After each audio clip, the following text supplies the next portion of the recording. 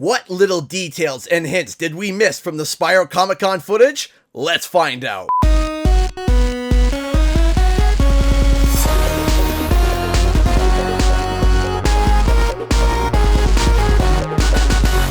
What's up guys, Canadian Guy here, and the other day, the footage from the whole panel at Comic-Con dropped as I was walking through the door from my trip in Ohio. Some of the footage has been seen and leaked before, but it was through a handheld camera. But as I was going through it, there were some details that I noticed. So right off the hop, there was a small detail that a good friend of mine, NWDN Shadowclaw, pointed out. When they were showing off Spyroscope and how it worked, in the top left corner, it says the project file name, and the project is called Falcon Game.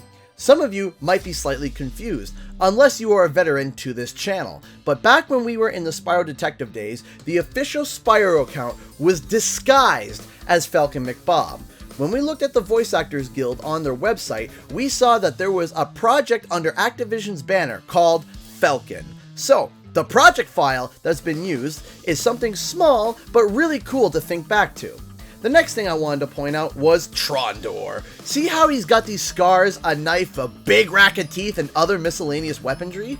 Well, it was said that the dragons in the Artisan's world would be artists. So we can assume that in the Peacekeepers, they will be fighters and warriors. So, Trogdor is now what seems to be something similar to a battle-torn assassin due to his one-handed blade, smaller stature, and having kunai, which is a common reference to ninjas, which is actually a really awesome reference. Why? Because his tip to Spyro is that he better watch his back, referring to Dr. Shump. Now, assassins attack from the shadows and strike when the person least expects it. So attacking from the back is common practice for an assassin. I just find it awesome that Toys for Bob is paying attention to these little details. The next detail I noticed was the weapons that the Norks are holding here, which look like exaggerated blunderbusses. Now, I already see where this conversation is going. Yes, I get it. Why is it that the Twilight Harbor guns get censored and these don't? Well, it's kind of simple to see the difference between an AK-47 that's actually fully automatic to an old single fire shotgun from the 1800s that the pirates used. But in any case, perhaps Toys for Bob has heard some of the complaints about censorship, and we might see a change in the Twilight Harbor. We will see. Now here we see what is a very, very blurry glimpse at Moneybags. Can't really determine my opinion on it, but hey, at least we know that he's there. Another detail here that I noticed is the Limitless Flight power-up right here. Once again, another complaint has been addressed that a lot of people put forward when they saw the power-up from Idle Springs.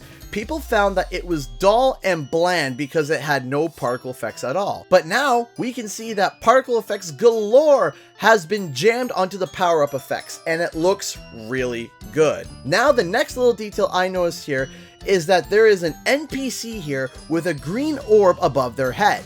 Now, we can of course assume that this means that this is a mission where you can get an orb, but this might be a marker where it tells you already got the orb from this mission, which I think is actually neat, because there were a few times where you would revisit a world to get a few gems, you redo a gem challenge, and only to realize you already got it.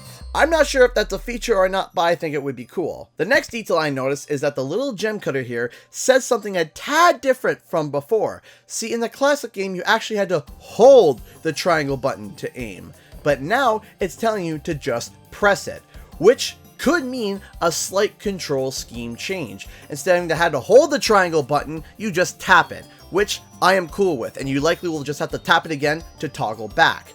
The last detail I noticed is the big mamas back here right by their pots, and they still look ugly as ever. Anyway guys, that's all the details that I noticed. I hope you enjoyed it. Thanks so much for watching. Cue the extra.